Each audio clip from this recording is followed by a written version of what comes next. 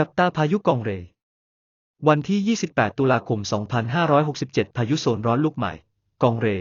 ได้ก่อตัวขึ้นในมหาสมุทรแปซิฟิกตะวันตกใกล้ประเทศฟิลิปปินส์แล้ว เป็นพายุลูกที่ 21 ของปีนี้มีเคลื่อนที่ทางทิศตะวันตกค่อนทิศเหนือเล็กน้อย พายุโซนร้อนกองเรไม่มีผลต่อประเทศไทย 30 ตุลาคม 2567 คาดว่าพายุกองเรจะเปลี่ยนทิศทางเคลื่อนที่ไปทางทิศตะวันออกเฉียงเหนือ 31 ตุลาคมถึง 3 พฤศจิกายน 2567 จะทำให้ฝนตกปานกลางถึงตกหนักเป็นบางแห่งที่บริเวณโตเกียวโอซาก้าเซนไดและเมืองใกล้เคียงมาถึงวันที่ 3 พฤศจิกายนคาดว่าพายุจะเคลื่อนที่ไปสลายตัวในทะเลทางด้านตะวันออกของประเทศญี่ปุ่น